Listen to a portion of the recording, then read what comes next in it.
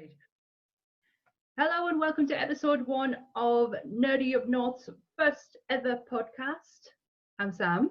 And I'm Paul. Hi. Hi. And this is take 2. Yes, we did try this the other day and I messed up, so You did not. you're not going to miss much, so don't worry. No. But so this is a podcast to accompany the website. And Paul's now going to just tell you a little bit about the website and our amazing Facebook page. Yeah, like I said, during lockdown, everything's getting a bit tough, so looked for a bit of a creative output.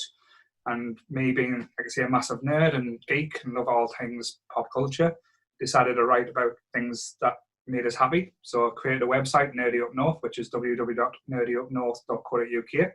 And Sam got involved helping us write a few reviews, a few articles, and a few upcoming things. A few other people have jumped on board, which has been great. And like I say, the Facebook group now is starting to take off. It's Nerdy Up North Community, easy to find, and it's access to everyone, and it's growing every day, which is great. And 600 plus now? Yeah. Like I said, I think it's been going now for 2 months. I'm over 620 odd. I think that was the last count. If you like nostalgia, if you like a good debate, you're gonna get it on there, the Facebook page, because there is some cracking people on there. Some very opinionated northerners up there as well. But not nasty. I've not seen one person be nasty. There's no toxicity whatsoever in that group.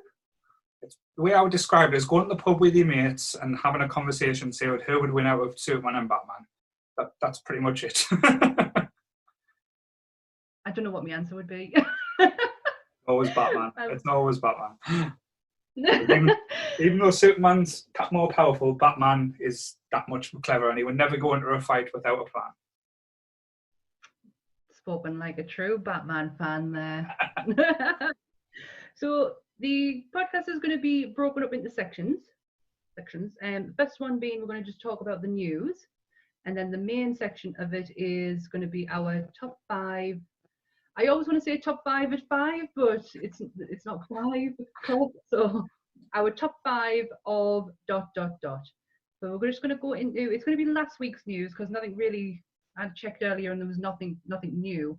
So last week's news, we had the Ghostbusters teaser trailer. Cool. Yeah, I saw that. Very interesting. I know our opinions are a little bit different on this. You got very, very excited about it. Really excited. Warning signs popped up and we're going, oh no, is this going to be a cheese fest? But like I say, Paul Rudd's in it, so can't be too bad, I guess. No, I love it. Anything that comes out of Ghostbusters, I don't care what it is, I'm on it. And I know fine well that them little mini marshmallows, or Stay Puft marshmallows, I should say, are gonna be a toy down the road. That's my concern. I'm gonna own one. Have they been brought into it just to sell toys though? That's because I know the marketplace now, everyone wants the baby Grogu, the baby Yoda type aspect. I've got loads. So that's the thing. I jumped on that bandwagon pretty quickly. Even me notebook. It's got Grogu on it. I've got a Build-A-Bear that I got for Christmas. I'm 38, people, and I've got a Build-A-Bear. I've got 2 actually. See, Build-A-Bear's just brought out an Alice in Wonderland range, so. Well, that was one thing on the Facebook page I didn't get a chance to put on, and I wish I did, but it's not finished. I don't know if you would class this as nerdy, but I've got nerdy tattoos. I've got Alice in Wonderland ones. Yeah, done by our good friend Beth. Yeah. She's one on me right leg, which is you know the caterpillar. Yes. Well, it's not the caterpillar. You know the pipe he smokes. Mm-hmm. It's that, and it's got blue flames going up it, like blue smoke puffing. In the middle of it says, "Who are you?" All right. So is it basically the words? Who are you? Yeah. And then the other one is like an almost a sleeve. And if Beth is listening to this, we started this in 2013. It's not finished because Look in with that. I know. I'm gonna wait until I do want it finished, because obviously it's just an outline, but it's going to look class when it's finished. Hmm. And I'm just going to drop her a message and say, listen, when you can, just get us fitted in because it needs a colouring. Please help. No, Please help me. I'm sure she'll help you. Oh, every tattoo I've got that actually is worth looking at is done by her. I won't let anyone else touch us. Not my feet are fantastic. I mean, my feet are my favourite tattoos. I absolutely love them, and the least painful ones as well. But yeah, they are my nerdy tattoos, as my Alice in Wonderland ones. No, it's just done a few on me. Like I say, I've always thought about getting a Ghostbusters tattoo as well, but I've never seen anything that I really wanted other than Ghostbusters sign. But to be honest, it's a bit overdone now. Yeah, and it might not look great either.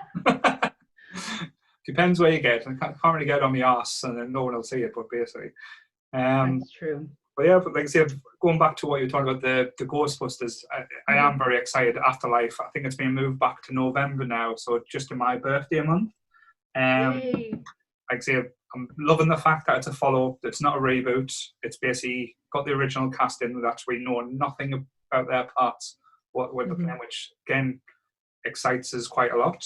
And like I say, Paul Rudd, I'll watch him in anything, even in Clueless. He was great in that. Fantastic in Clueless. I'm really excited, especially the fact that yes, it's in the same universe. I don't mind Answer the Call. I'm not gonna. I don't mind watching it. I don't mind the fact that it's outside of the original Ghostbusters universe. It's just, it is what it is. I didn't hate on it. I thought it was a fun watch. Chris Hemsworth's decent in it though. Like he's the saving grace, which you never think of him as a comedy actor, but he was hilarious in that film. He's so funny in it. But this is just, I didn't have any expectations, and I still don't. So I'm just willing to strap myself in and see what happens. I know fine well I'll love whatever they put on there. They could just have the music playing for an hour and a half of Who You're Gonna Call, and I'd still end up loving it. When the trailer got brought out, I think it was the new one a few months ago. When you hear like Venkman, his voice call it fate, like you get goosebumps just because, like I said, it brings back the memories thinking about Ghostbusters. But like I say, I love it. I'm loving the fact that it's Egon's family. Well, it's hinted that it's Egon's family. That's the looks there. Yeah, like the look of what you would imagine Egon's family to look like. True. Like I say, that's just good casting as well. So, but it definitely is on the one to watch. That when the cinema's back open, I won't be watching it on pay-per-view. It will be like a cinema film. I will go and see. It will be a day release. Yeah, I will be there. Can you not remember a few years ago when there was talk about a Ghostbusters 3, and it was a handing of like passing the torch down to the next generation. The next generation going to be Paul Rudd, Seth Rogen, it was someone within that clique. Right. I don't know if Franco was involved in it, James Franco. God hope. But it was God, that would have been travesty. That would have been Ghostbusters high. How high can Ghostbusters get? But no, it was Seth Rogen and his group of friends, and that's how it was going to be, like a passing of the torch down to them. Right. And that was a few years ago, and I was dead excited over that. So you can imagine when they said Paul Rudd was going to be in this one, I'm like, I'm on board. I love Paul Rudd. I give him so much crap when I worked at Nerdfeed for the Ant-Man film. Really? Oh. Yes. So I wrote a full article of Ant-Man, why we shouldn't be bothered about him, because who gives a shit about Ant-Man? They've not brought Hank Pym into the starting of the Avengers, so why would we give a shit about a secondary character like Scott Lang? And I'd made this massive article and said, I'm not watching the film, F this, I'm not doing it. Ended up watching it and I absolutely love it. It's in one of my tops. It is, I had to write a full retraction on how fantastic Paul Rudd was as Ant-Man and how we should give a shit. And if I actually did my research, Ant-Man was going to be the third film in Marvel's first phase, but they couldn't do it because of the creative differences with Edgar Rice. Yeah. And the fact because they that still he used his also, script. It's still his script for the film that he oh, used. and you can clearly tell. If Yeah. you know Edgar Wright, sorry, if you know Edgar Wright from like Spaced, Yeah. Shaun of the Dead, Hot Fuzz, and he was just off the back of Shaun of the Dead because that was phase 1 was Mhm. Iron Man, Hulk, and Ant-Man. Well, That was didn't they have like, in the early concepts of the Avengers had Wasp actually in the group? Because when they done the spin round scene, they had a tiny little Wasp there. yeah. I'm sure I saw So- that like drawn up. It was the first Comic-Con that Marvel went to show off Robert Downey Jr. That was what they were doing. And Edgar Wright went, Jon Favreau was there obviously, and I can't remember who directed the Hulk. And all three of them were there, showed the concept art, and then Downey came out at the end and was introduced as Iron Man. And that's how the Avengers would have started. But they obviously had to go down a different route because literally he was on the back of Shaun of the Dead. And Hot Fuzz was coming out. Yeah. And it had to be pushed back, and then they had to make changes. And if you want to know all of this, I listened to it with Kevin Feige on what used to be the Nerdist podcast. I think it's called Idiot, something like that. But Kevin Feige went into great detail of the first phase of Marvel and how easy things changed. So totally got off topic there with like went on a complete Marvel run. Expect that to happen a lot, don't worry.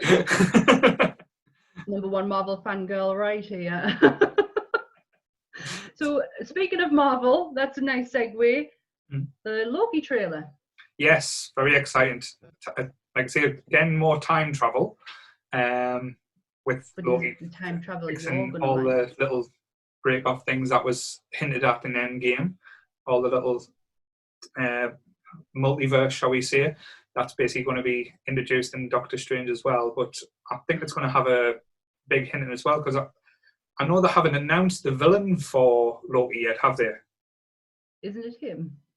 I don't know. Is he not his own villain? Because I know in the new Ant-Man and the Quantum Realm, it's going to be Kang the Conqueror. But there's room. Yeah, Kang the Conqueror has been announced. He's been cast as well. I can't remember the guy who's playing it, to be honest. But so he's rumoured to be playing a part in the Loki as a background figure. So all the things that's going wrong in time is not just down to Loki; it's supposed to be down to him as well. So I think it's going to have a bit of a quantum leap feel. Jonathan Majors. Yes. Is going to be playing him, and he was in Lovecraft County. Yeah, that was it. That was a bizarre thing. Never finished it. No, never finished it. We watched the first few episodes, thought it was absolutely brilliant, and then just completely lost off. It was hard to watch. It wasn't an easy watch type thing. It would come out I think I would try to watch it straight after Watchmen. Oh my! Yes, we did. How good! Sorry, deep dive again. How good was Watchmen? I like I say, my wife Nicole, she argues against this because she didn't really like.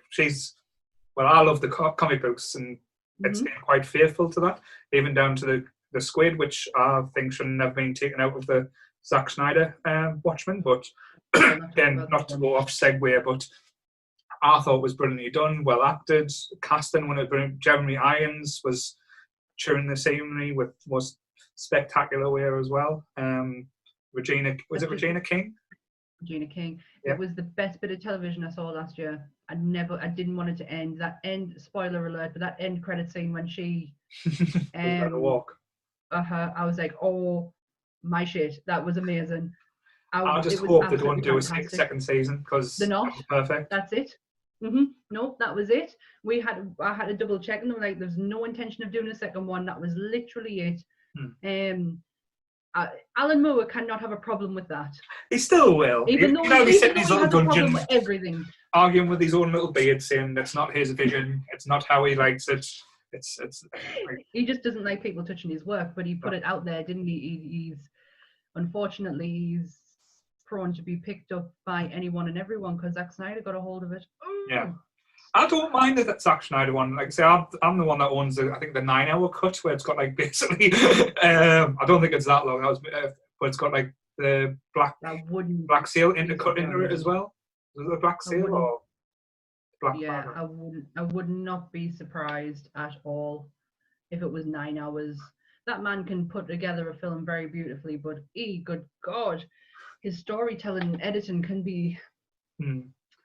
I think visually, all these films he's done look beautiful. Like if you look at Sucker Punch and stunning. stuff like that, but story-wise, it's always been near the knuckle. Piss poor. I'll say it. Yeah. It's been piss poor.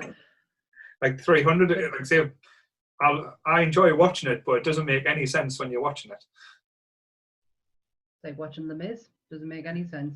And then anyone can fight us on that one. Yes. So yeah, Loki looks interesting. When does that start? June? It's after Winter Soldier, isn't it? So I don't think they'll be releasing, because you had the theory that you think Natasha's going to be in it at some point. So I'm sorry, but look at it on the trailer. He's sitting next to someone with Natasha's hair, but it's Natasha's hair in Infinity War. Yeah. Yeah. It's Natasha's hair in Infinity War. It's not the long cut that she had for Endgame. I do think I have strong opinions that we are not done with Natasha Romanoff yet. And I hope not. Yeah. I really hope not. But I think her death was warranted in Endgame. Yeah, it's just a shame that they're getting the Black Widow film after she died, like as a prequel. It's the only misstep Marvel's made in like the films so far. Because I think, like as we had a discussion the other day, that should have been the first Marvel female-led story. Captain Marvel, like I say, I enjoyed, but it would have had a bigger impact if we had Black Widow back then. Yeah, I loved. There's many reasons I love Captain Marvel. And there's many reasons I don't rate the film. Doesn't come into me top 5, but that was the design of Carol. The fact that Kelly Sue was actually Kelly Sue's work is in there. So I'm a huge fan of the 2013 or even 2012 actually Kelly Sue DeConnick's run of Captain Marvel, when she changed that from Miss Marvel to Captain Marvel.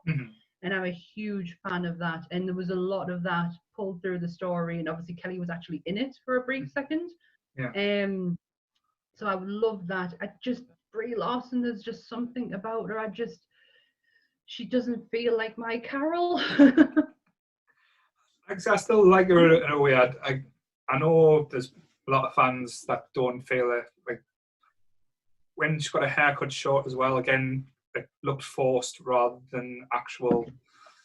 Like it's like getting a square peg and fitting in a round hole type thing. But yeah, I still love her from Community. Like I say, a small role that she played in that. But but I think it was a bit of a misstep with Marvel. I know what they were trying for.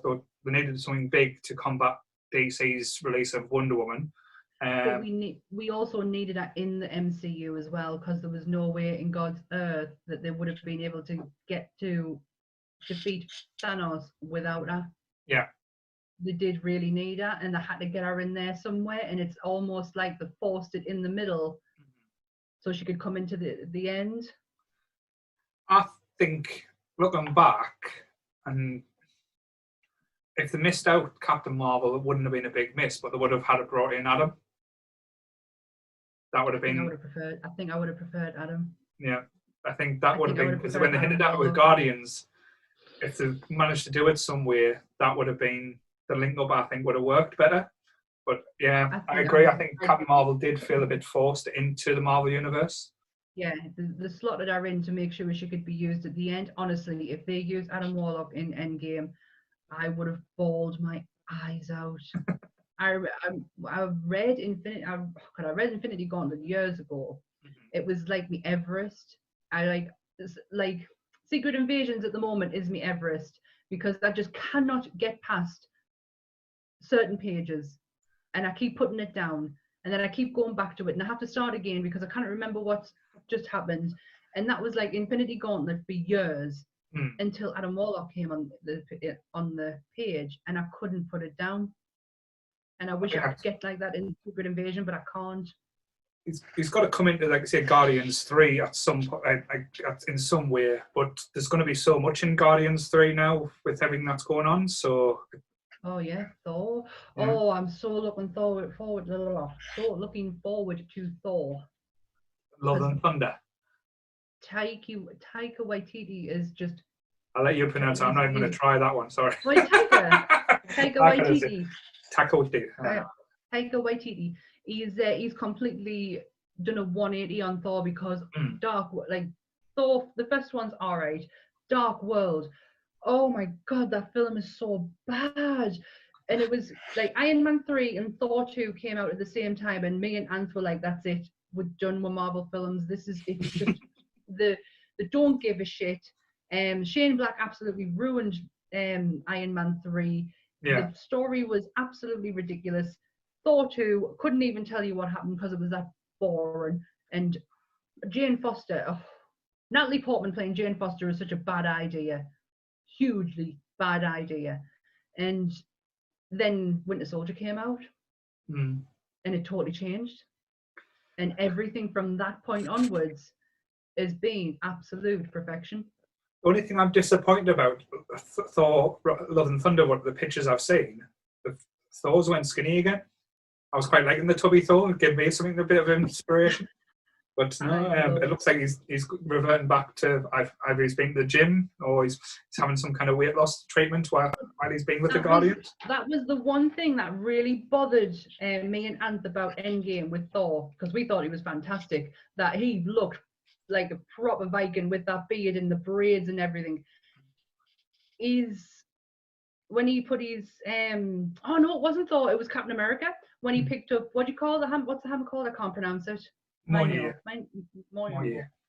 I can't pronounce it. When he picked it up, he didn't get the Asgardian clobber.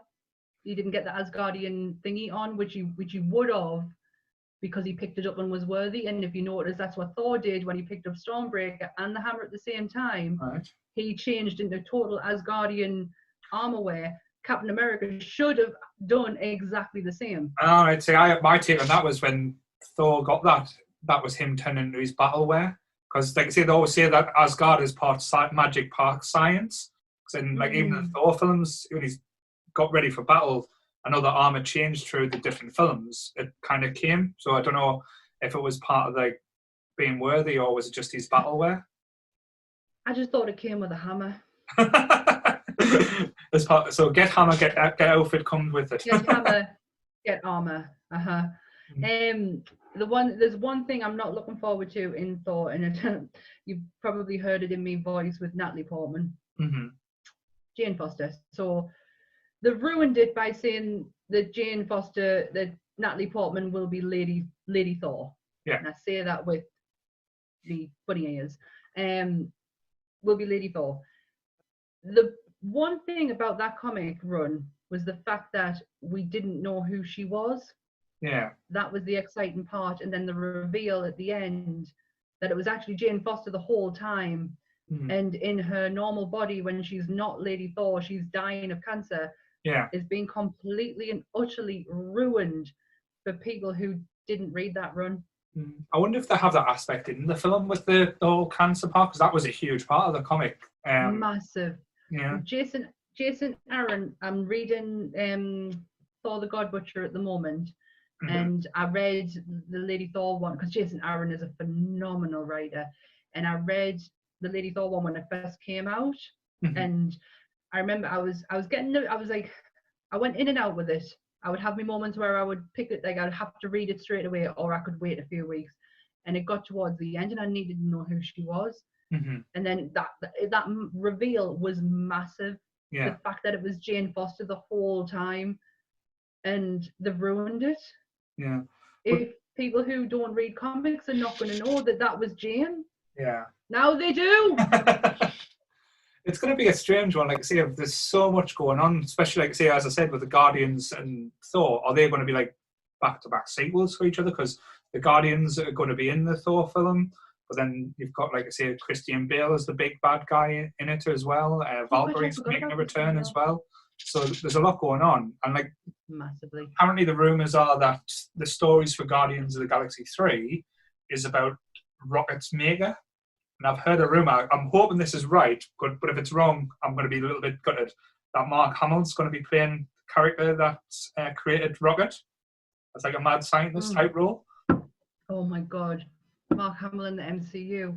That would be absolutely amazing. I think I read it over a year ago when I think it was when James Gunn had either got sacked or was coming back because he was leaking stuff saying they're still using me script even if he don't direct it and stuff like that. And that them a little bit tidbits are coming because it's supposed to be going the full circle. It's like showing like all like how they were created and how it's supposed to be Rocket's story. The next one about.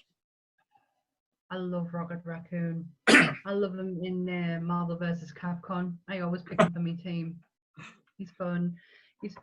Right, we're going to move on. We're going to go into the basic. What are you watching, Paul? What are you watching at the minute? It's a few new things I'm watching. Like I think everyone in the dog's watching Falcon and Winter Soldier. Like I say, after the last episode, I'm more engrossed. It's sold us a bit more, but it was a hard slog for me. I know you being the Winter Soldier fan, like I say, this was down your straight away. But absolutely. But the whole premise, like I say, there's aspects I want more from, and there's given us bits where I don't really want. Like I said, I know I would be happy if it wasn't called Falcon and Winter Soldier. I'd be happy if it was just called Winter Soldier. And just went into a whole Bucky backstory and Bucky Barnes, the Winter Soldier. That'd have been cool. His story in this is so interesting and complex. Like the whole looking back and getting flashbacks, and when he was like say having that date with that Chinese girl and that Chinese little restaurant, and you realise like say he killed that old man's son years ago, and he's got to live with the mistake. Well, not mistakes, the things that he was made to do. And it's like with Bucky, it's almost like he's just because he's been given the what's the word I'm looking for, where he's been given a pardon by the president. That to him is not his redemption. No, he's just because he's got that pardon from the president doesn't mean that everything he did just disappears. Yeah. And I think it's him trying to find peace with who he was and trying to work out who he actually is. Yeah. And I thought that was evident when you saw the flashbacks. Like he still sees Tony's mom, he still sees Tony's dad. He's still there's still that there, that regret there. Well, the thing is with Bucky initially as well, because I know everyone says Steve Rogers was the ultimate soldier, ultimate nice guy.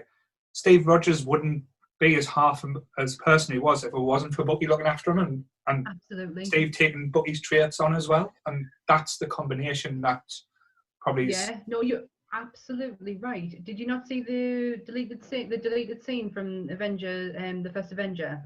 No. So there's a deleted scene in there where it's after Steve's mum's funeral. And he's going back to his apartment, and him and Bucky are talking about what happens next. And Bucky is like, "Well, I'm going off in the army, but until then, I'm going to look after you. I'm your family. Yeah, you get your stuff, and you're coming home with me." And he was. You are right. He was there. Steve would not be Steve Rogers, the nicest guy on the planet. If it wasn't for the influence and the love and support he got from Bucky and his friend, it's definitely his friendship. Even the scene, the most famous one where he says, "I can do this all day," it was Bucky who he knew he could keep fighting him all day, but he had to separate it somehow.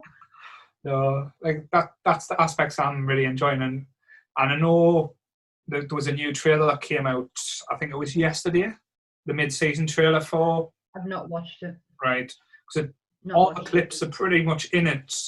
Are things that's happened in Winter Soldier so far, but the end bit's like about a 10-second clip is in like a warehouse, and it's got John with the shield, And We're going to get names because last time we did this, we had no names, and that was very bad on our part because we should have.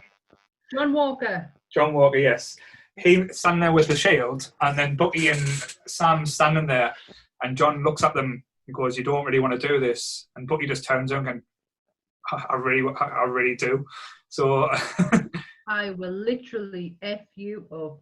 Yep. But that the last episode was brilliant. I mean, if Sebastian Stan does not get some form of recognition for his acting in that one, because it really, as much as we saw Sam doing what Sam does, because he can relate to people. Yeah. And I think that's how they work well together, because Bucky doesn't have that communication with people where he can be on their level, because the likelihood is he's probably seen worse shit than what you could ever imagine, so he can't get on other people's level, but Sam can. And I think that's why they work really well together, because what Bucky lacks, Sam has, and he needs it. And they really focused on, I mean, Sebastian Stan showed his acting chops with that scene in Wakanda. I bawled my eyes out for him when she eventually, because Anth was going, it's not going to work. It's not going to work. And I'm sitting there, the tears are just building up. And the minute she said, "You're free," I just, you are free. The thing is, on the hinting for that though, he is going to get reactivated towards the end. I know we've got 2 episodes left. Only 2. Only 2. It's a shorter run, this one. Yeah, so we're not getting the full, like I say, the WandaVision thing, but I think either in the last episode or the episode before, he is going to be reacted back into, and but he'll have to beat that programming. So then that'll be his full circle, being worthy of the shield and stuff as well. Because I still think Bucky should get it. I don't think he will. That's who I want. No, I don't think. I think he deserves it, and I think he understands what it means to have it. Oh, 100%. But whether or not that goes to him is another thing, because you've also got Sam, who, and this is probably more a testament to Bucky's character, that he was fine for Sam to have that shield. Yeah. Because he didn't think he deserved it. That's the thing. The things he's done, he thinks he can't be that symbol. Yeah, and you can tell he's looking for validation, because he wouldn't have brought up, if Steve was wrong about you, does that mean he was wrong about me? Yeah. It really means something to him that Steve believed in him, because I don't, if he didn't, and he give up on him, because he always used to say, "I can't be worth this much to you." Yeah.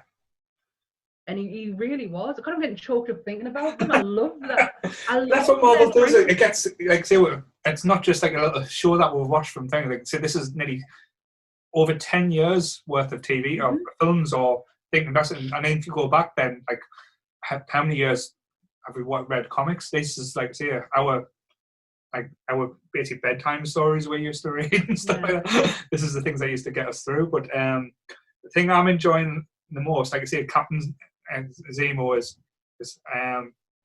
absolutely phenomenal. And so Captain He was the bad guy he was the bad guy we didn't know we needed. Yes. Because that guy is fantastic. Small pedo vibes, giving the children sweets in the last episode. just throwing that out there. Someone compared it to Lion, the Witch, and the Wardrobe. Right. Because Turkish of the Turkish Delight. The Queen of the Turkish Delights. She asks, is it Edmund? What would you like? And he says Turkish Delights, and he was gives him the treats to get on the sleigh. Yeah. I never got that reference. But do you have any clue what his end game is? He doesn't want the soldier. What do you call it? Secret soldier. No, but he doesn't want any superheroes at all, does he? No, but where's he going with it? I don't. If there's only 2 episodes left, there is definitely a season 2 in the works. Or 100%. This is the one that can carry on. This is the one where Marvel can pick up and say, go into different avenues. 100%. WandaVision, that can't do a second WandaVision. Like I said, the emotional journey you went through in WandaVision, that was one and done for me. You needed it. You needed the explanation ready for Doctor Strange, because I think that's where everyone is saying, well, it's Endgame. I think you're going to get some aspect of Endgame, but it was never going to be in WandaVision. It wasn't about that. It was about them two, and it was about her pain. And you need to understand her pain, ready to go into Doctor Strange in the multiverse. Yeah. I'm trying not to be, like I say, with WandaVision, I was, like I said, I was texting me mate Sean every 5 minutes saying, this is going to happen. We're getting Mephisto this week. Mephisto's coming next week. I had that many bloody things. I think I was 60 guesses, only got one thing right. And as Sean kept on texting us to let us know how useless I was at these type of things. But I'm trying not to be guessing too much on Winter Soldier.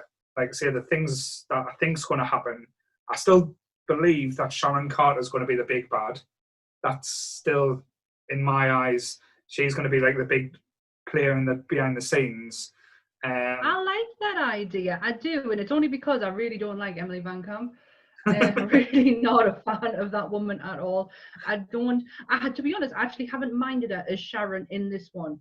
But when you watch her in Civil War, there is a line she says at Peggy's funeral, and I literally want to put my hand through the screen and smack her head off the thing she's reading off.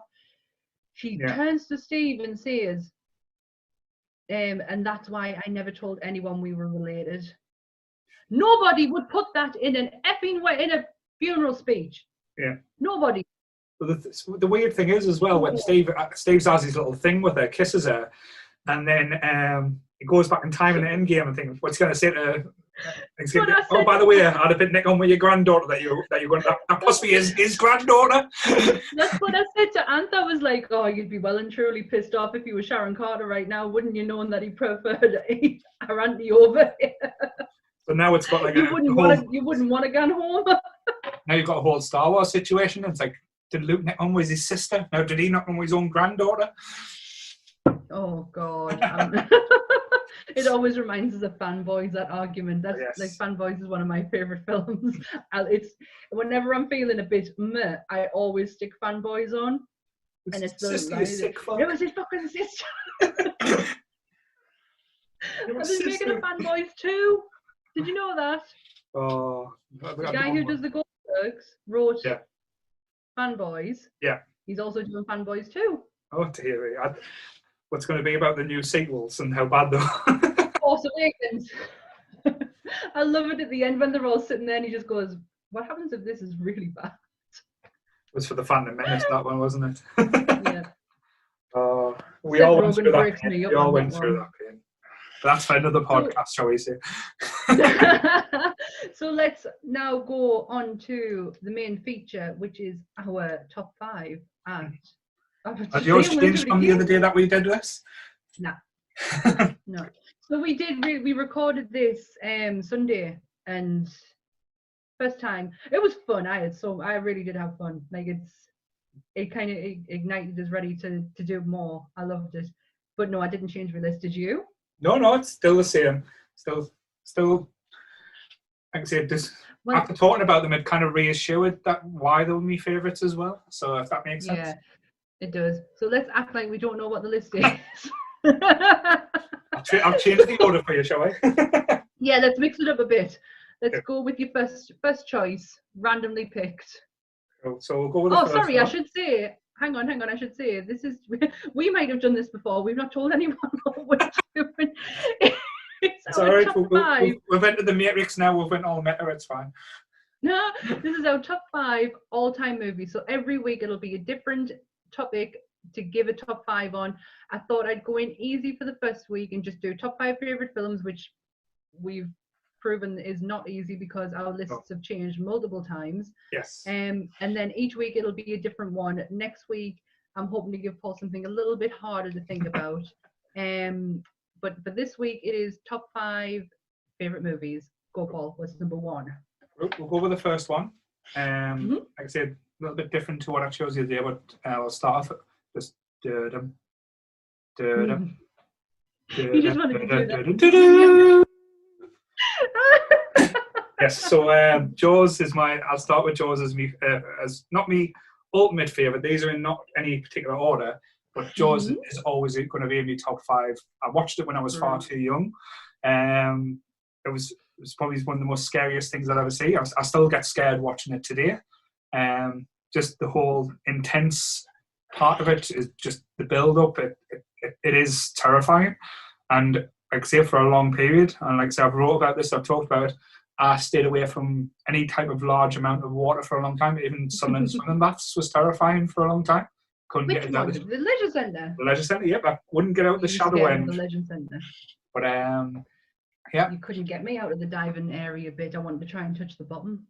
No. Never could. There was always a shock, or in my imagination, there was always a shock. And like I say, living at Downrover as well for a long period, only a stone's throw away from the beach, I would not get off the sand during that film. Like I say, watching it now later on, I can appreciate it for different things. Like the whole cast, like say, and the acting parts of it is amazing. Some of my favourite scenes, like say when they're all sitting on the boat, showing the scars and doing the like singing the songs. Like I say, it's just show me the way to go home. And the little things that you don't really notice when you're younger as well. It's like his little son sitting on the table mimicking what he does. And you can tell his dad's stressed out about everything that's going on, and it just takes the pressure off him a little bit. And you just see like the human aspect and the whole aspect as well. It's a terrifying film that scares you with music most of all, because you don't even see the fucking shark till past the 3/4 mark of the film.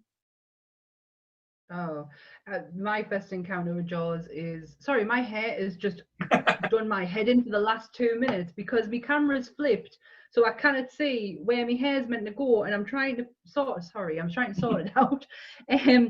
My first encounter with Jaws was the ride in Florida. Mm-hmm.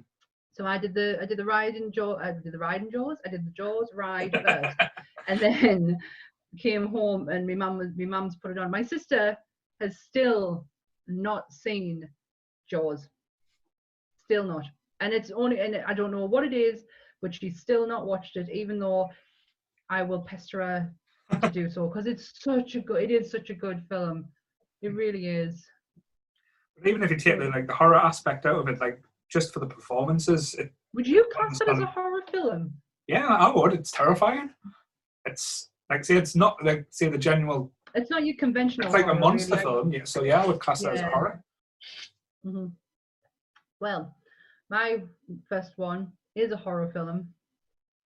I'm gonna go with The Exorcist. I can see why you like it, but again, it's a hard one for me because I don't love it. I don't think it stands up well. I think it's well written, but Mark Kermode will disagree with you because he's wrote a shitload of books and a footload of documentaries on why it is one of the best films ever made. True. But he will argue of how it is really good. It's got an excellent story that makes you terrified because it's not. It is pretty much a simple good versus evil type situation, isn't it? Really, yeah. And I'm not saying it could actually happen, but it could actually happen. And that's like, and at the time, that scared it. What scared me as a kid is the not understanding the reality of what I was watching. So, to explain it properly, Silence of the Lambs is one of my favorite films, and it's not on my list because I completely forgot about it. If I'm honest, so it's probably changing as we speak. So, but it is one of my favorite films because I watched it when I was 10 years old. I'll never forget it. I was at my friend's house up in Penshire. I was having a sleepover. We'd been like, I don't play with dolls. I've never owned Barbies. I've never had, how I am right now is how I was when I was a kid. I've never done girly kind of things. And she had all of our Barbies out and I just was not interested in the slightest. And I went downstairs to see what our dad was doing because he was watching a film and he had Silence of the Lambs on. Mm-hmm. And he had to explain to us what a cannibal was because I didn't understand what a cannibal was.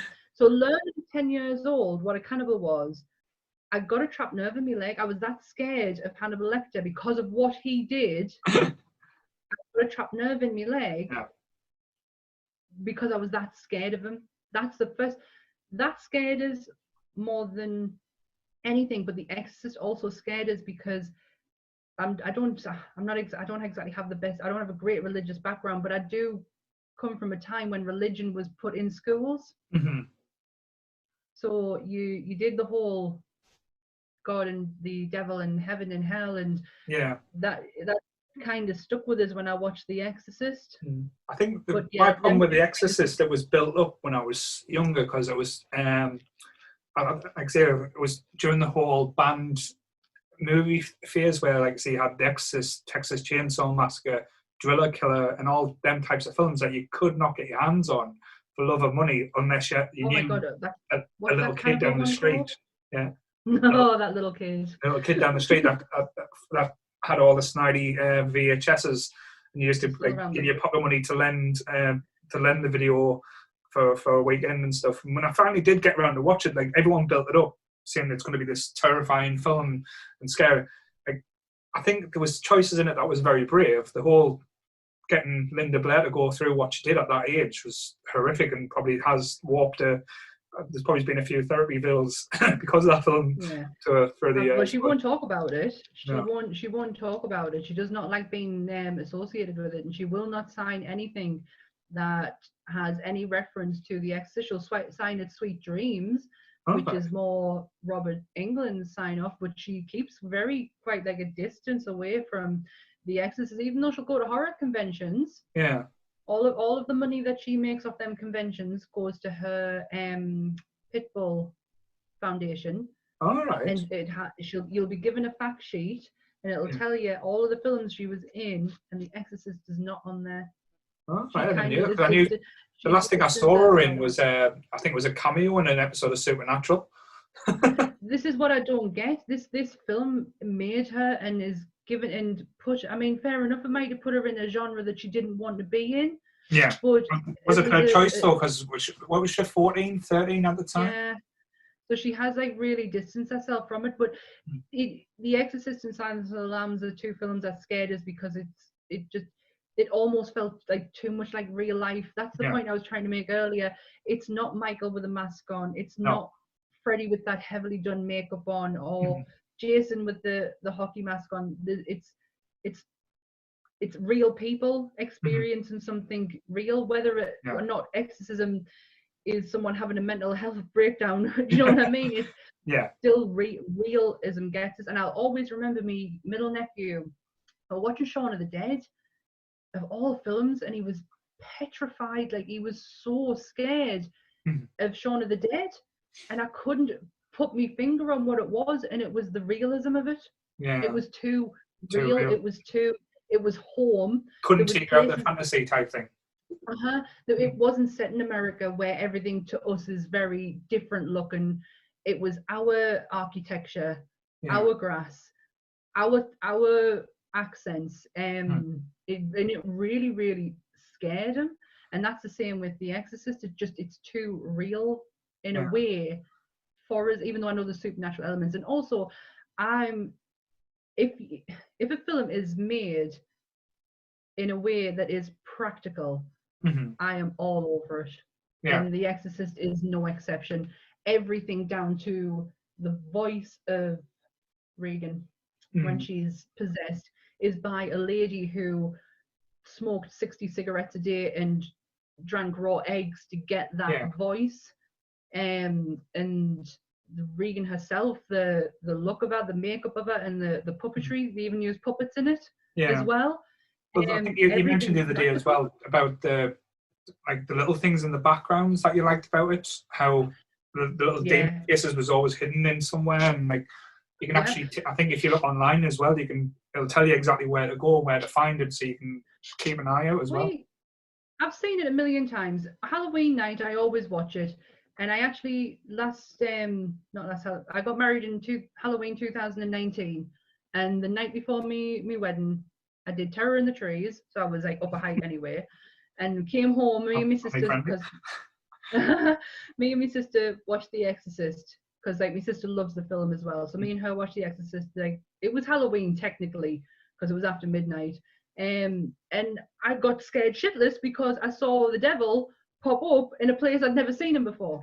And I even had to say, are we watching the uncut version where the spider walk's going to come on? Yeah. And it wasn't. It was the normal version. The spider walk wasn't involved in it. And I still saw a bit that spooked us then. what was it said on the But, screen? Was it the PG-13 version where you don't even see a head spread around? what's the point? What's the point? If you're not going to see the head spin, if you're not going to see the crucifix scene, what is the point? Stupid babies. Right, go on. What's your next one? Next one, just loading it up. Sorry, everything seems to be running slow now. Next one, I'll go with a little bit of a different genre, not quite different, but going back to my emo days. The Crow. It's, it is emo days, my yes. goth days. It's one of them things where I didn't get to experience The Crow initially when it first came out because as I was too young to see the other pictures. I think I saw it when it was on Sky Movies at the 10 o'clock Saturday night premieres that used to be on. And just been totally amazed by the film. And this is before even finding out the backstory about how he died during the film, like Brandon Lee, and like the sadness to the actual film. But it was, like, say, because at that time there wasn't many comic book adaptations that came out. Like, say, you had the Christopher Reeve Superman that, like, say, we all grew up with, and where we believed a man could fly. But this one was like a dark and very violent type take on like a comic. And like, say, even the actors, Ernie Hudson as well, was the heartbeat in the film. Like, say, if you take him out of it, I don't think it would be nearly as good. And again, with being like me emo and goth and rock days, like, say, I loved the soundtrack as well. That was one of the first films where I noticed the soundtrack before, like, say, taking it all in. But when you watch the film as well, it's not a happy film. There's so much sadness and, like, say, the heartbreak of going through the pages and, like, say, going through the film. It's like, say, in The Devil's Night, and it's grief. That's what the film is. Yep. It's just to do with actual grief. Mm. And if you can put yourself in that position, I don't think I could put myself in that position. You've been taken away from your loved one, and you get to come back. Mm. Why would you not? Like, and then to die in that way, why would you not seek revenge? I totally get it. I'd go apeshit if I had to come back. Dig yourself out of the grave as well. Oh my God, yeah. I've just checked the date there. It came out in 94. Mm-hmm. We were just starting secondary school. Yeah. The year Kurt Cobain died. I'll always remember it. Mm-hmm. But the bad guy in it, trying to think of his name. He's a British actor. He was in Robin Hood, Prince of Thieves as well. He's British. He's not British. I'm sure he is. Michael Wincott.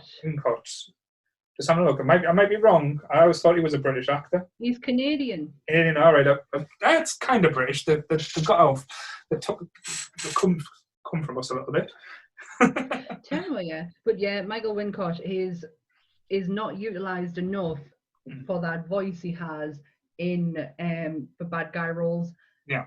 I would like to see him in a Marvel role. I think he would be an excellent Marvel bad guy. Who would you say would play though? Because that's trying to think of like the Marvel bad guys. It would have to be like a Marvel. Might go out there, Doctor Doom. Victor. Because that's like, say you're not using his face, you're using his voice a bit. Using his voice, Mm-hmm. Oh, not interesting. He's a good actor. Michael Massey, who played Fun Boy. Was it Fun Boy who did the fatal shot? Because I'm sure it was Michael Massey who did the fatal shot that killed Brandon Lee. Yeah. Yeah, it is him. Yeah, he was really messed up after that. It's interesting because there's so many different stories that came out. I can see there was bits when you read about it saying that they left the shot in that when he got shot. But it was an accident. Yeah. It was a pure accident. Yeah, he went through a lot of shit. Like not personally, I think more holding himself accountable for it. Yeah. But took it really bad. I remember watching interviews with him, and he cannot talk about it. It's what it was. It was an accident. There was nothing sinister about it. There was nobody. The bloody Japanese cartel weren't after anyone because of his dad and shit like that. Like the Bruce Lee curse and stuff. It was a shame. Like I know we're talking about someone's death and saying it's a shame, but it was a bloody hard thing to tragic. take. I still can't believe that they actually finished the film, though. That's the thing with everything that happened like that. It was do you know what? It was reshoots. Was it? So you say you love this film. I've probably watched every known documentary on cursed movies, on cursed people. I listened to a podcast called "You Must Remember This," and she did an episode on Bruce and Brandon Lee. And if you ever want to listen to a really good in-depth podcast, and I have a load, but if you like your true crime, she does an excellent 5-part episode of Charles Manson. Right. It is unbelievably phenomenal. The amount of research and detail. She even puts things into story. She uses character actors and it goes from Charlie's early days to up before he died, and it covers everything. It is phenomenal. But she did Brandon and Bruce Lee, and she said, I think it was on her podcast where she said, like, what was it? Oh, I can't remember now. I got too much wrapped up in the Charles Manson thing. I completely forgot what I was going to say. It'll probably come back to us later on. Gotcha. No, but, that was it. Reshoots. It was everything was filmed. It was just the reshoots that they needed to do for certain angles, and that was one of them. And that's why, because they said Johnny Depp filled in, and a lot of people. Little things that came out. It was just scenery scenes that they needed. So a load of people filled in who were just his height. Yeah. That's all that they were doing, was just the final reshoots and touch-ups, and it happened. The film was already done and dusted, with like the main parts, and all the vocals and stuff were already completed. Oh, cool. It's a good film though. Still makes us want, I haven't watched it in a while, so it makes us want to go back and see it. I know one of the lads I talked to, Stephen Crovers, who used to go to college with us. He's obsessed with that film, like massively. Because I was sending him pictures. I've got the Crow as a Funko, and he was begging us to sell him it. I was like, no. He's not in here. He's in me. I think he's in my living room. I've got a statue of him. And under this bed, I have a very old. It looks like it's from the 90s. I want to say he's a doll, because everything about him is soft, but his head is rock hard. All right. I would class him as a doll. But he's I about this big. I used to have the McFarlane figure years ago, but I think I lost that in a few moves. The only McFarlane I have, because the rest of them, I used to have them on. I used to have quite a few. A couple Predators. For some reason, I love Predator. I love the first Predator, and that's it. I still like the second one. Predator 2 still holds okay. I've never seen it. Really? But I have a lot. No, I've never seen it. I have a lot of. You will come to learn this, Paul. I've not seen a lot. I've seen too many, so it's fine. If you ever get a chance to speak to Carolyn, she will tell you how many films I've got a list actually in somewhere. I actually wrote down a list of films that I've not seen. What was one of them? I ticked off the list. Willow. Hadn't seen Willow. Oh, Jesus Christ. They're still going ahead with the TV show. I heard that, that it was supposed to be cast.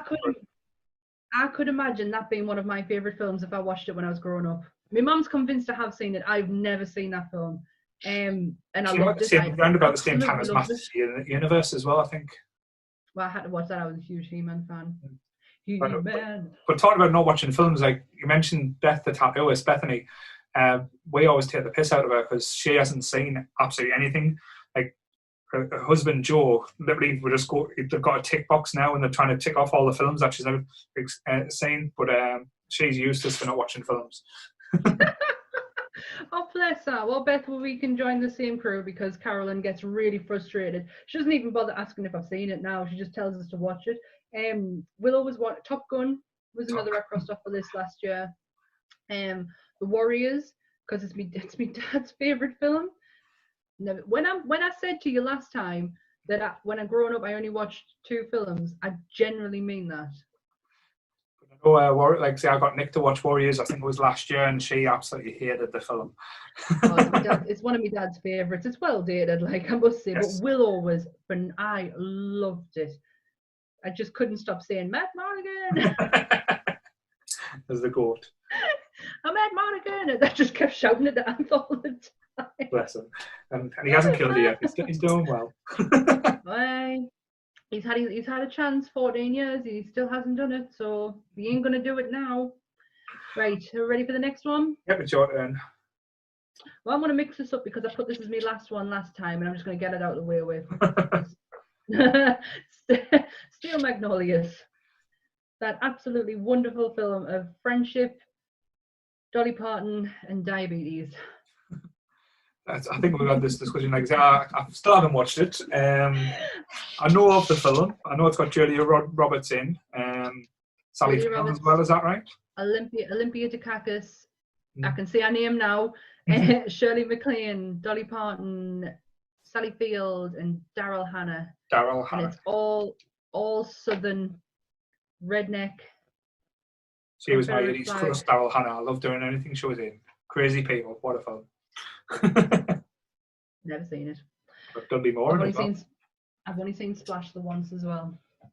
Even though I got really excited over the reunion of Splash. Did you watch the reunions on with Josh Gad on YouTube? No, I stayed away from it. To be honest, it wasn't something that I think I did watch the Taika Waititi take on James and the Giant Peach. James and the Giant Peach. I absolutely adored that, but I stayed away from it. See the reunion ones, just because I'm worried in case. I know, but just in case if someone comes on and they're an arsehole, it'll spoil you. Oh no, the Goonies one was the Goonies is how I found it actually. The Goonies was on there. Lord of the Rings just made us cry because the Lord of the Rings is so special to us. Like, and it's not in my top favorites because then I would have to pick one of the three, and I can't pick one of the three. But it's so special to us. It's what got us back in, because if you read me article that I did on the website, I talked about how I used to be a nerdy kid, like massively nerdy kid, and then teenage angst and gothness caught up with us and music just became my life. But Lord of the Rings is kind of like what bridged the gap a bit, and it was there, and because of it, that's how I started to get back the love of all my other things that I liked. The music was just a secondary thing, but it's so special. But yeah, I cried my eyes out at it. They did Sean Bean was class. I don't even think he knew where he was at half the time. Like, am I going to get killed in this? He was. They didn't have to, but they were asked to do lines from the films. Right. And it was Liv Tyler when she did when she's stopping the ring wraiths from getting to Frodo, and she speaks in Elvish. Oh, it just bawled my eyes out. We'll have a discussion about sagas another time. We'll have a whole Clerks 2 moment as well, so don't worry. Did you say Clerks 2? Yes. There's only one Jedi, one return, and it's not Return of the King. The Jedi. Yeah. Yeah, we'll have that debate at some point. So yeah, Steel Magnolias is one of my favorite films. I've loved it since college days when Sky Movies only ever showed it on a Tuesday afternoon, and it's just followed us since. It's just it's probably the one true girly thing I hold on to is the friendship side of it, because I always I have a lot of. My mum actually gave me one of the best compliments the other day. She said I'm a very good friend. I sometimes don't see that because I can be quite a selfish friend sometimes, but I still have it. I don't know if it's a testament to me or to them, but I still have the friendships from when I was 3 years old. Like my oldest friend who lives around the corner, we're still best friends now. Emma, known her, Emma, Nikki, and Claire. Emma sucks. Emma's literally just been on the phone to us actually, but Emma, Nikki, and Claire, who I've been like best friends with since college days, we're still.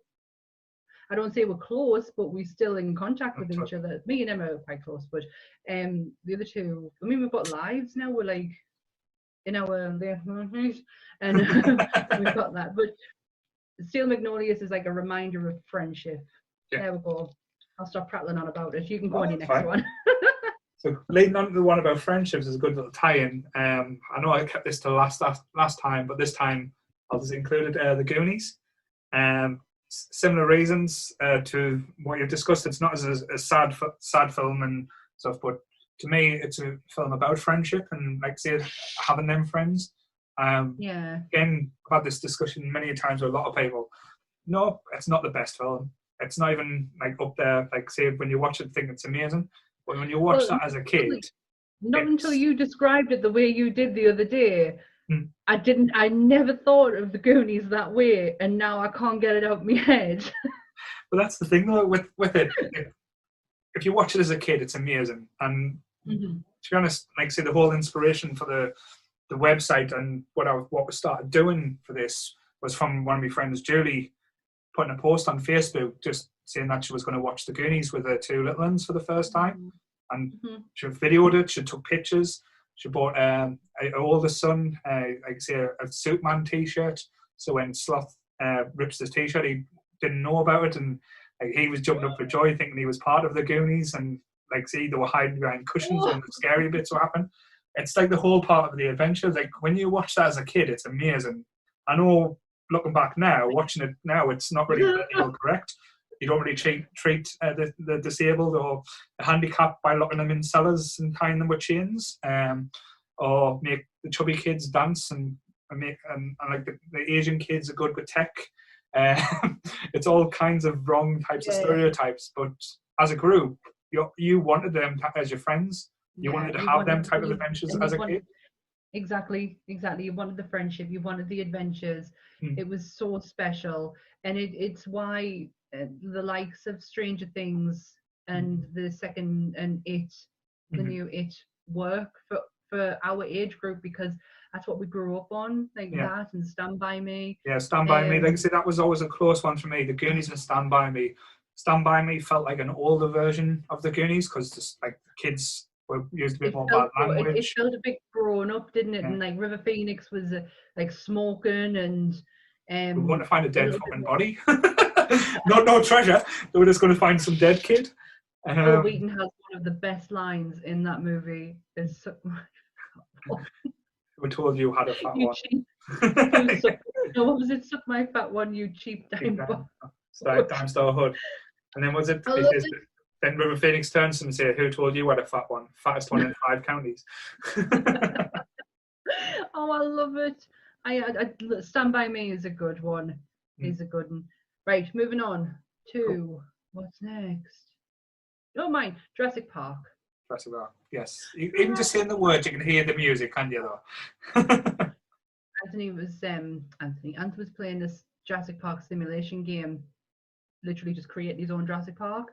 And every time I came in the room, I would just be singing Jurassic Park and just making up theme songs around the actual Jurassic Park music. I actually have a music soundtrack on my Spotify playlist, and Jurassic Park, the theme tune is on there about 3 times. Because it's like nearly 6 minutes long. Yeah. It's literally me taking Ant to work and coming back again and listen to the one Jurassic Park song. But I put it on there 3 times just in case it doesn't come on while I'm in the car. I love it. I absolutely love it. The first one, obviously, for obvious reasons, but what we were talking about on the last, when we did this before, the second one is absolutely phenomenal. It's phenomenal. I really enjoyed it. Ian Malcolm is one. Jeff Goldblum is just amazing. He's absolutely amazing. He's a very odd actor. Like I say, the roles he's taken, like even going back as far as The Fly and stuff like that. He's never been conventional. It makes me eyes water thinking about The Fly. I don't like it. I don't like it. It's horrible. There's two films that make us feel sick. Silence of the Lambs is one of them. That makes us feel sick. Like physically, I want to throw up in my mouth sick. And The Fly. But the thing about Jurassic Park, like, when you just say the name, you think about, because like where are the age group when it first came out in the cinemas? Like I remember going for that family trip to the Metro Centre. Like say, my dad tricking us, saying that we were taking me and my brother to see Bambi. So here's Still find that story so funny. pissed off, standing in the queue, then open the doors, then like I say, you see Jurassic Park coming on the screen. It was magic. You get that raptor scene at the beginning as well. Yeah. Shoot her! And it's not shooting Bambi's mum either. No. My first viewing of it was on pirate video. I'm sure my granddad thought he was getting a documentary when he got it. But yeah, it was literally the first ever pirated VHS I ever watched was Jurassic Park, because I was hugely. I was saying, well, me and my sister were talking about this the other day, because it reminded us like how much my granddad influenced me with pop culture, like wrestling. My granddad was a huge wrestling fan. Like I grew up on the English wrestling, and then when he got Sky, like when he got like more channels, he could watch the American one, and we used to watch that. And I was heavily into wrestling when I was like 15, 16, 17 years old, like massively into it, and it was because of him. But like Star Wars, him, Braveheart. Don't ask us why, but me and my granddad used to watch Braveheart all the time. It makes no goddamn sense. Wasn't Scottish, was he? I hate the English. No, we're definitely English. Me name now is Scottish, but no, my dad's like my side of the family is definitely English. But my surname does come from the Clan Bruce of King Bruce. Oh well. Yeah, I say my surname. I've had it for 2 years.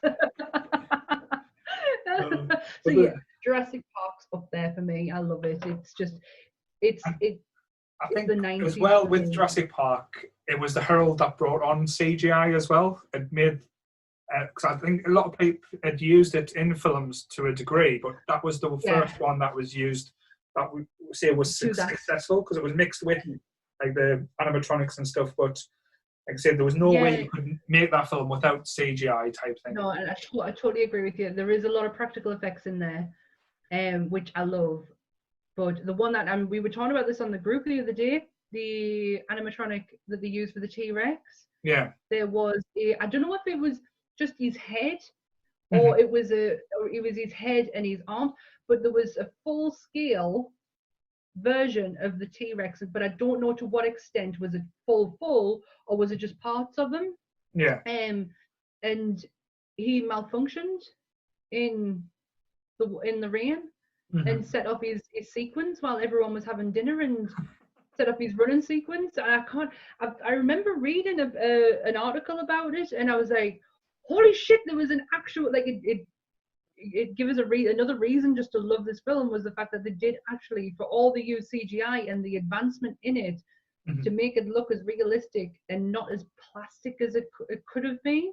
Like, if you watch Jurassic Park 3, it's really plasticky. Yeah.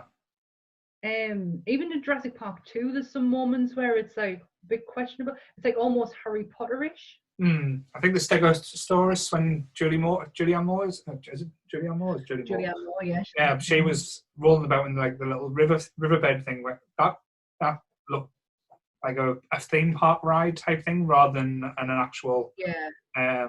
Like in Jurassic Park, when the raptors chase you think, fuck. I'm so not playing games. You've been to Florida?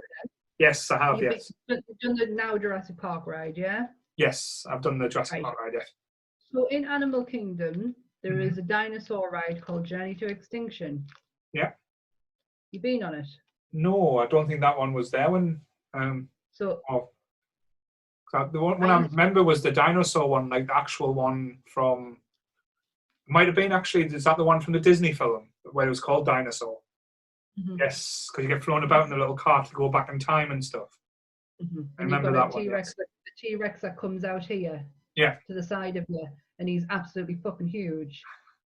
Yeah. Yeah, I remember it. So, the one at the actual Jurassic Park ride, though, the one at the end where you're expecting the drop, you know the drop's coming, and you see the T-Rex coming, and you think, "No, fuck." He comes through about here, and then you just go down like that. Yeah. But the dinosaur ride in Animal Kingdom used to be called Journey to Extinction, and because I used to go to Florida from being like the age of 15 to 22, every year we were there, I've seen that ride once in its entirety Mhm. and been on it 8 times and never seen it again. I was so scared. I've got a photograph of me and my friend, and when my friend went, and we had Laura. Remember my friend Laura? Yes, I do. Yeah. There's a blast from We the don't past. we don't speak anymore. We haven't spoke for a very long time. Because of God. me, was it? No, it wasn't. It wasn't. No, it was in college that we stopped talking, but you know, I'm nearly 40-year-old now. I'm not being held responsible for shit that I said when I was 15. But no, there's a photograph of us two with our fingers in ears and hands over our eyes like that. I've seen it once and that was enough, but I couldn't not. I hated being left out of things. Yeah. So I still had to do it. I'm just not going to look at it. That was scary. That was a scary ride. One of the rides But in the Jurassic Florida, like I say, the last time me and Nick went, the biggest disappointment was Skull Island. Like I say, you wait in the King Kong ride that it was just built. It I haven't literally is. been since. Yeah, you Yes. literally wait in a queue for about. Well, when we went wasn't peak time, so we waited about 15 minutes, 20 minutes, and the ride lasted about no lies, 2 minutes. It was so disappointing. Oh, that's a bit of a bitch. No, it'll be a completely different holiday the next time that I go, which we are planning on going for my 40th and my dad's 60th, which is in a couple of years' time. Which it'll be completely different. Like I've never seen the Harry Potter world, and I know Jurassic Park's updated now. Yeah, it's got a new Velociraptor ride, I think it's called now, or the Velocicoaster or something. Oh, did you see the what's the oh god, what's the bird dinosaur called? Pterodactyl? Pterodactyl, yes. Oh my god, Ant would kick me in the teeth for that one.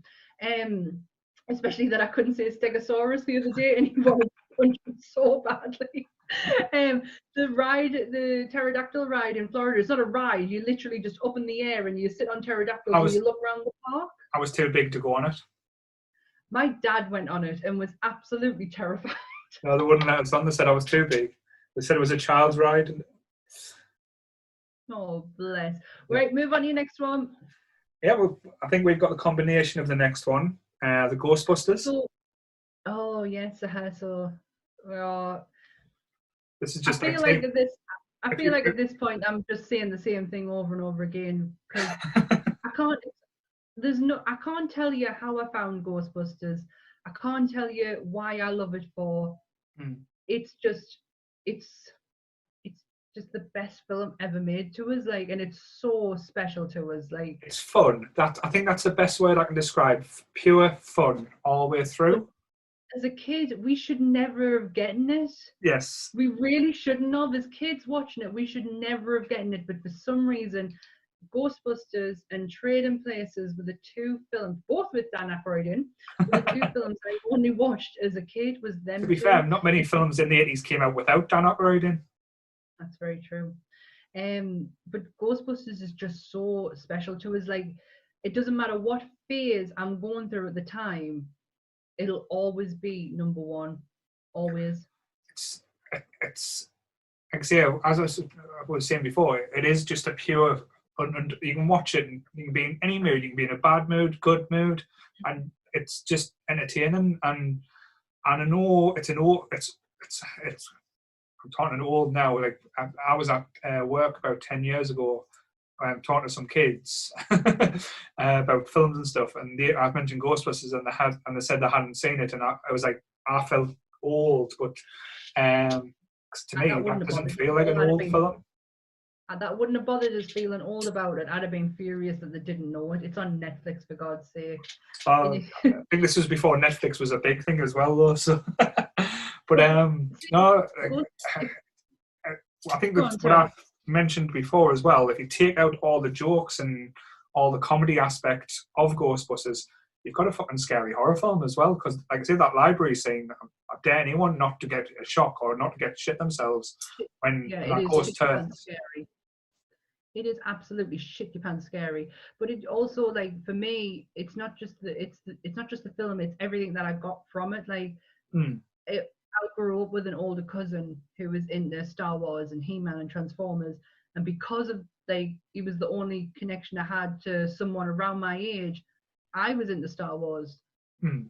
Transformers, He-Man. She-Ra was one that I took for myself, but I was into all that because he heavily got us into what you just class awesome toys.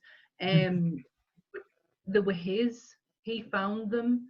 He loved them before I did. I literally was just jumping on a bandwagon, and it wasn't until Ghostbusters and then the real Ghostbusters I got something for me, Yeah. and it was like my collection. And I always remember, Paul, what was the toy shop in Sunderland called? Joseph's. Joseph's. If I Every other Saturday I'd go to the town with my grandmother. We'd go through the market, Yeah. not Jackie Market, but the one No, the near open Park market Lane. next down from the ABC. Yeah, so we used to go in there. Gran used to get all of our tea towels. I remember a lot of tea towels. But go and get our stuff. And if I was good, I was allowed one thing for my Ghostbusters collection. Mm-hmm. Now, whether it was it generally never was a figure, because they would be like a big Christmas present kind of, or a birthday present. But, like, remember the little miniature ghosts you used to get? Yeah. Used to go on your finger, like a jelly ghost. You used to get them. You can either get the pack of the ghosts, or you actually got them free with the figures as well, because certain figures came with the little ghosts. Mm-hmm. But I always used to get something for my Ghostbuster collection and a bag of monkey nuts. Because I remember getting my tonsils out and having to stay in hospital overnight, and my mum and dad got as a present, because I used to love the Ghostbuster figures as well, like the real Ghostbusters. But they were always quite quirky. They were a little bit like Transformers, where the ghosts would turn into normal people. They bought us the. Can you remember the policeman whose jaw dropped? The jaw droppy ones, yeah. Yes. It was a yellow bug that turned into the praying mantis. Yes, I had that. So that was the present I got for getting my tonsils out. I still remember it. But you used to open it, and after 3 times open it, something used to snap off. Because, like I say, the figures back then weren't always built to last, shall we say. No. But now that Ken has brought out because my collection, such a sad day in my household. We moved houses when I was 15, from the house I grew up in to the one where my parents are still at now. Mm-hmm. And me and Michaela had a toy cupboard. It was an old Aran cupboard. So can you imagine the size of it on the inside? Yeah. That used to fit a boiler in it. It was huge. And my sister's toy collection was in there. My mum one day went in and cleaned the whole thing out. I didn't have a chance to save anything. Funny enough, a lad that I've been friends with for years, but when I started up the group on Facebook, he's been in touch with us a few times. He's called Gavin James. He's, once I've got everything sorted with the house, he's going to be responsible for mine and Nick's divorce. Basically, he's got me onto this Facebook page where it sells all the retro old toys and retro Star Wars figures as well. When you go on, people are it's basically like Facebook Marketplace, but for retro toys and how to find them and like selling bits of them. You can get me on that as well. But his collection, he started collecting it, I think it was about a few years ago, but he's got like the Millennium Falcon in box. He's just been getting a copy of the Bucky O'Hare figures as well. But he's a really good lad. He's been having a good laugh with us on the Facebook group page as well. But I'll remember once we're done, I'll send you the link for it as well. Though that was so, I had some life-changing alterations last year, and what I had planned for the next 10 years has completely changed. And the one thing I said to Anth was, well, I can actually start my toy collection now. Oh well. Get your priorities straight, Sam. But no, that was my thing. So I've got a few things to pay off, and then I want to get, because I follow a few toy podcasts. If you're ever interested in good toy collectors, I think I got you onto that. I don't know if I showed you their official podcast is Yes Have Some podcast, but Mhm. they also do a one called Toy Anxiety. These guys are serious collectors. Mhm. Like one of their toy rooms is our childhood, just mushed in there. The huge Ghostbusters fans, obviously from the Yes Have Some. Yeah. But yeah, huge. Can't recommend them enough. The podcast is brilliant.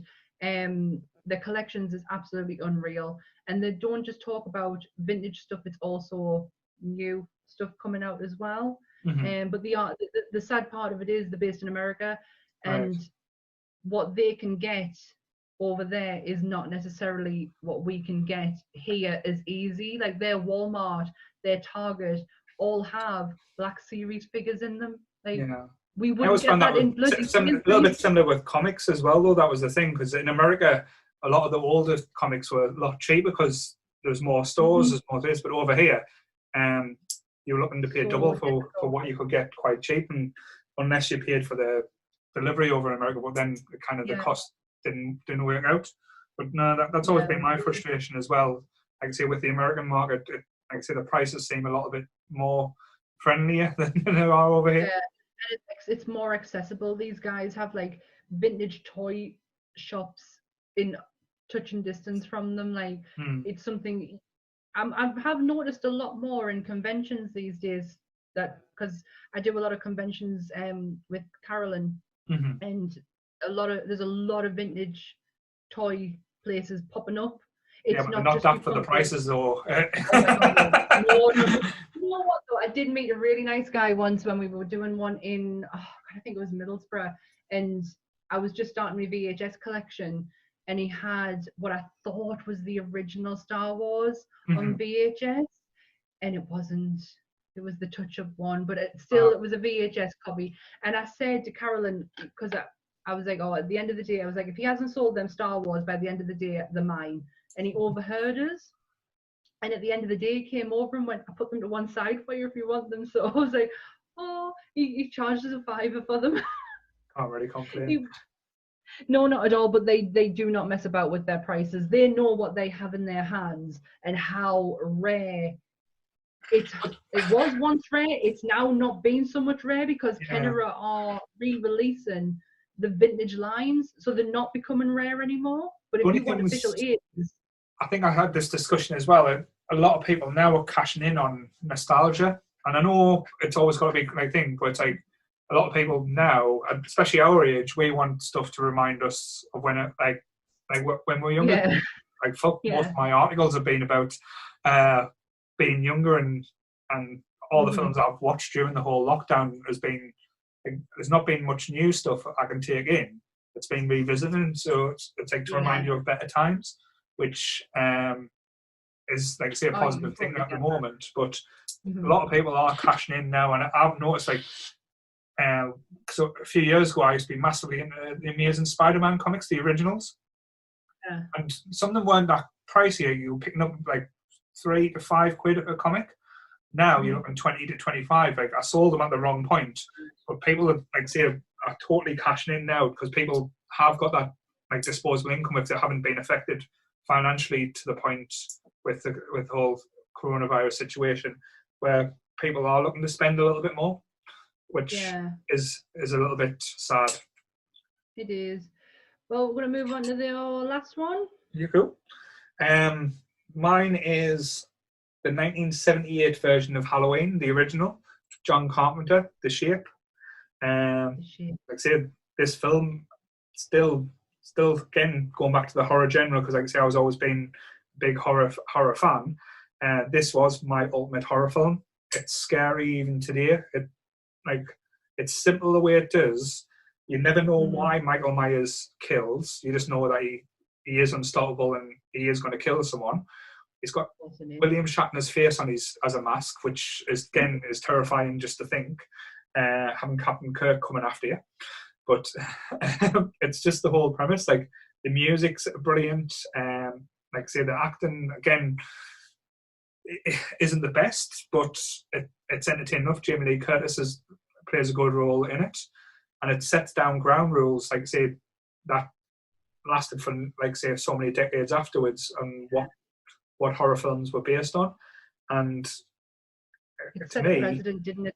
yeah, Slasher, like slasher is my favorite genre of horror, and it just raised, it set the bar, didn't it, of mm-hmm. what you need in a good horror, like a good horror slasher film. Yeah, and it didn't overcomplicate it as well. It was quite simple. So it didn't Yeah, need this kid it's not massive a big film. backstory saying Michael was abused, he was a naughty kid. It was just like, Basically, he didn't do Rob Zombie. He did. we'll not go there because that was yes, I wasn't a fan.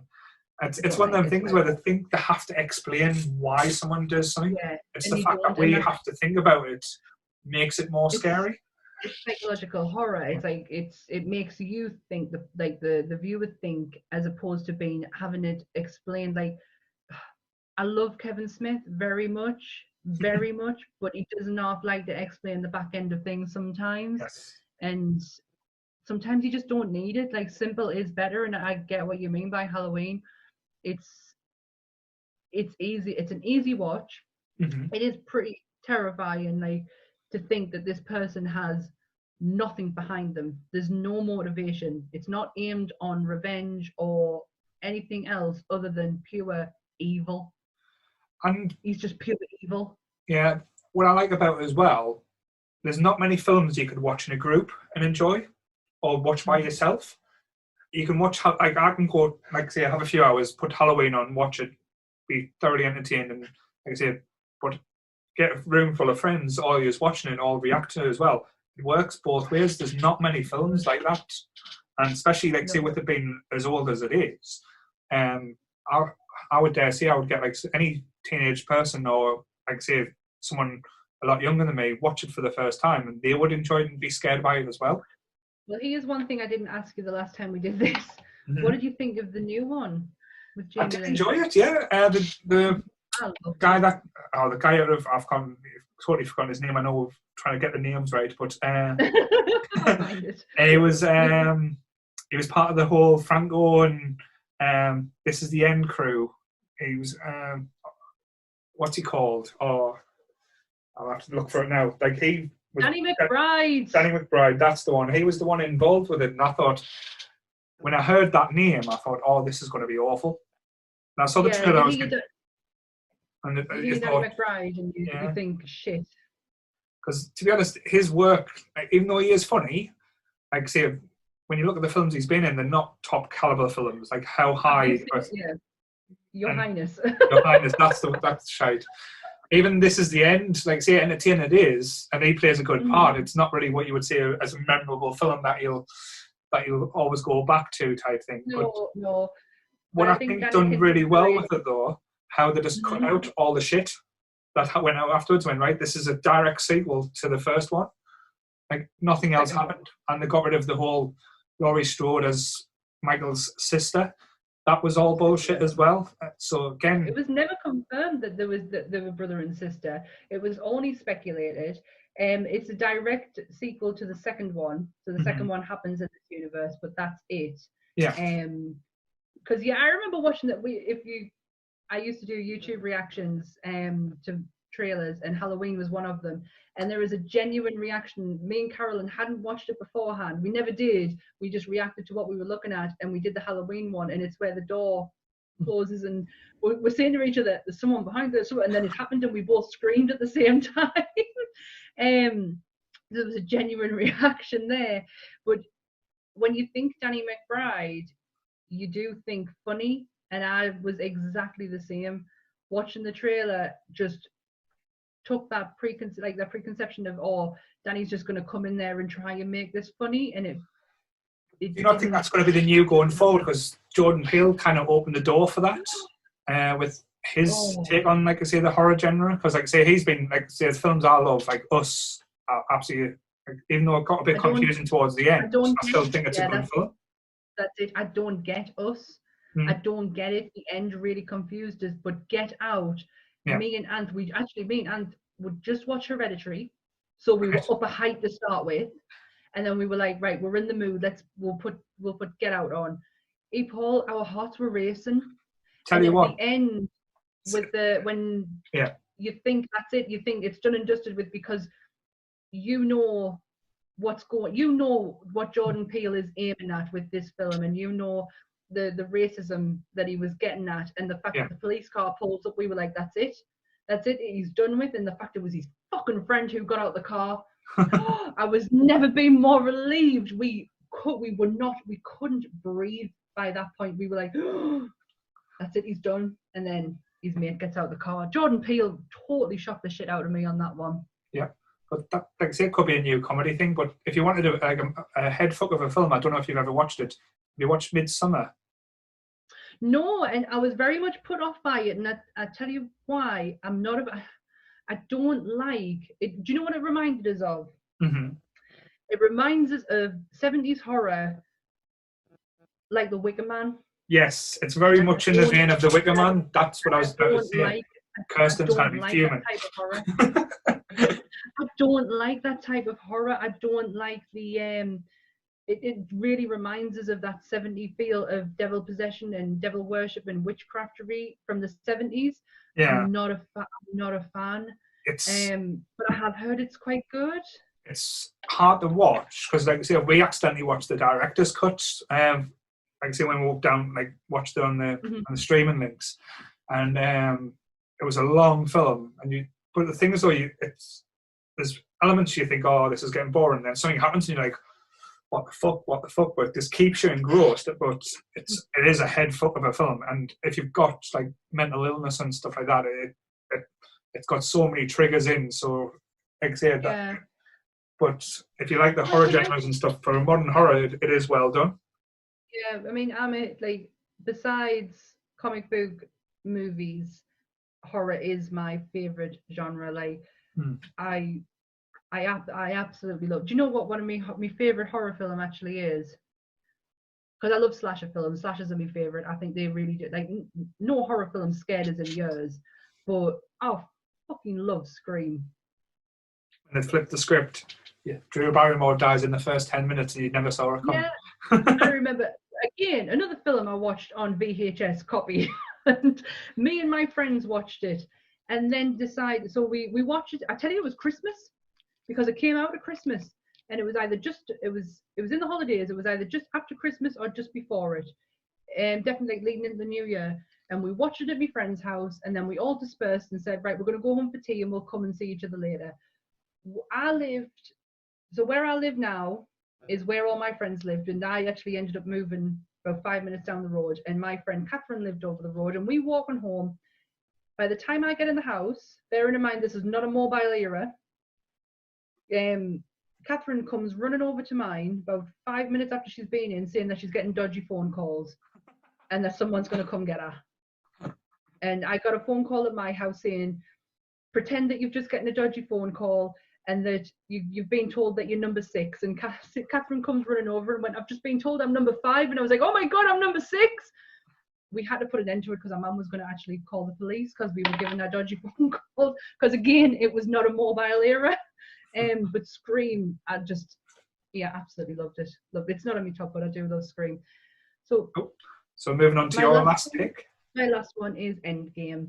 And it's just for the sheer reason that it was nearly 10 years worth of commitment, investment, love and passion, and a complete and utter payoff at the end, for me anyway. And it was the ultimate fan service to anything, any Marvel fan or anything that you've wanted to do. No shadow of I love Endgame. I've watched it a million times. I do, however, have a few issues with Endgame. That's why it'll never be in my, top 5 or probably my top 10, being honest with you. Yeah. I get it. I do get it. I get the reasonings behind it. It isn't perfect, but it is for me.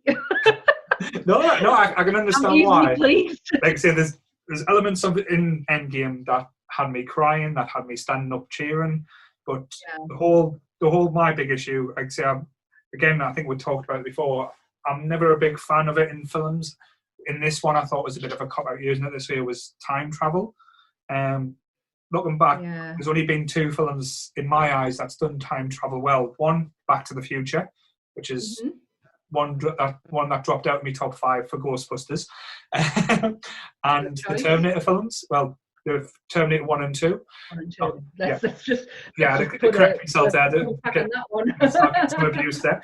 But no, them are the, like I say, done time travel well. So don't overcomplicate it. Just keep it simple. Where this one, I know why they did it, to break into the whole multiverse and the different lines that's going to be coming off or cracking because of what they've done by going back in time. And also, again, like I say, I know the women movement at the moment is taking flight and all power to it, but the whole girl power scene in Endgame was so forced and was the most cringeworthy thing I've seen in a long time. Because like I say, I think we discussed as well, if you look back over the last few years, watch how The Mandalorian did it. That was a very girl power moment at the end of The Mandalorian, which felt natural, wasn't forced down your throat. Yeah. But this one, it was kind of like, didn't make sense. It's like, oh, this Captain Marvel's going to get the gold glove. She's going to need this help. Yeah. Why would all the Benders step aside and let the women take charge? Yeah, do you know what though? It's a moment where I feel the filmmakers felt they needed to do it, but what they didn't realise is that they naturally did it in Infinity War when Wanda and Okoye and Black Widow are all together, and that is a natural progression of she's not alone, because it literally was just it, but it wasn't a case of every single woman cast member come on and have this forced thing. Yeah, I get what you're saying. I'm all for women having their place, but they didn't need to do it as forcefully as what they did in that moment, and it made it cringy, and it made it, you ruined an opportunity. Yeah, you could have had a sequence where you just saw all of the women fighting. Yeah, or just plan for the battlefield and like say pick out them as the main things. Like as the main focus. It didn't. When it comes to, you don't need to have the idea is that this shouldn't be an issue.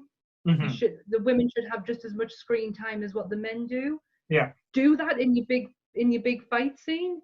Don't use just all shots of the men doing it. Have all have all women fighting with them, like. But don't. I do get what you mean with that bit. Say that though, on the other flip side, my big moment for Endgame is the callback when he's clicking "I am Iron Man." That is ultimate payback. It's like you think it takes you back to day one, and you think yes, because that was the huge thing. Imagine, go back in your brain 10, well, it'll be nearly 11, 12 years ago now when Iron Man first came out. And the fact that Tony Stark just went, yeah, I'm Iron Man. Like, you didn't know what to say at the end, because it's like, but it's meant to be your secret identity, but it's not some fucking secret now, is it? No. But no, that was the whole thing. But that's the thing with Marvel as well. Like, I'll always love and I'll always keep an eye out for is the little callbacks that they do. Like the brilliant one in WandaVision when Jimmy Woo's character done the card trick. You think, yes, he learned how to do it. He tried all his time in Ant-Man vs. Wasp to learn it, and he finally got there. And I was like, yes.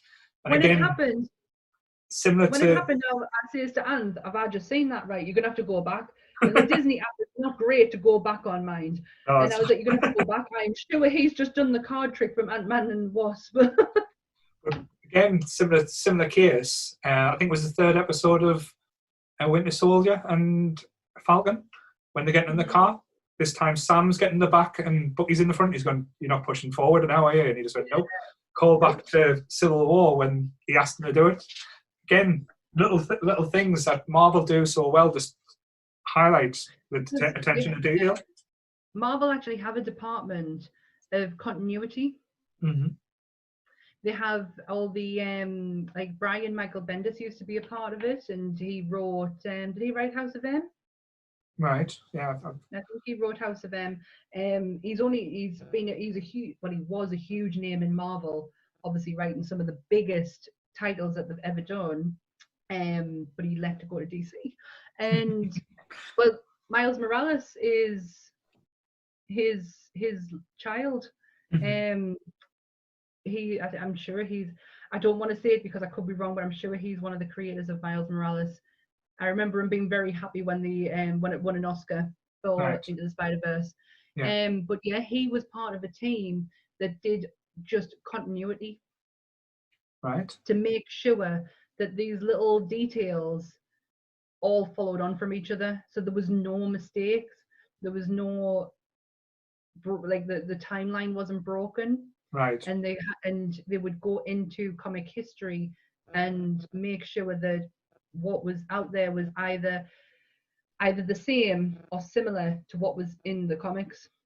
But there was a team who did that. I don't know if they still do, but when Possibly, Marvel like I first say, started, with everything that's going on with Marvel, like I say, they're not playing around. Everything is perfect. But again, I can see why Endgame is there. Like I say, I enjoyed Infinity War more as a film. because yeah, Ant did. Ant loved Infinity War more than what he did Yeah. Endgame, and it was the time travel aspect that's what got him. Mm. Didn't like it. But again, I wanted something different than just go back in time, and fix it. I wanted, like I say, I was hoping for more, but we got You what we want got. And again, Did you want Ant-Man to shrink and go into Thanos' bum? no, what you- but I did want Steve, like I said, to do the famous lines to stand up. I know that kind of hinted when he stood up, got the shield, and stood up by himself. But I want him to use the line, "If only one man stands, as long as one man stands against you, you'll never truly win." But Because it kind of like that's almost like a call. That just gives us goosebumps. That it's almost like a call back to Loki before he dies. He says, "You'll never truly be a god," yeah, and it's just another reminder of you're not shit, really, mate. Are you? You're really not. I tell you what, though, something we didn't discuss the last one. Thanos has obviously been the build-up for 10 years. We're going into a new phase of Marvel with a new big bad. Mhm. Who do you think it's going to be? Mine's changed so many times since. Mine stays pretty consistent at the moment. Right. I've gone into 3. So with the whole multiverse, like I say, I think Mephisto is 1. Right. I know Kang's already been announced, but I don't think he's going to be the big bad. No. Well, I'm talking huge bad. I'm talking universe crushing, universe eating. See, I don't think Marvel's going to go big now because they went big with Thanos. I think they're going to go a little bit home. So the other two that I've been going up through, Victor Von Doom. So I think, like I said, if they are going to do the Fantastic Four and Galactus and stuff, I think Victor Von Doom's going to be one of the big ones. Galactus? Why wouldn't you pick Galactus? That's my big bad. That's who I think's going to... How did you not get it from bloody Earth eating? I don't think... Planet eating? I think it'll be a one and done film. I don't think he's going to be...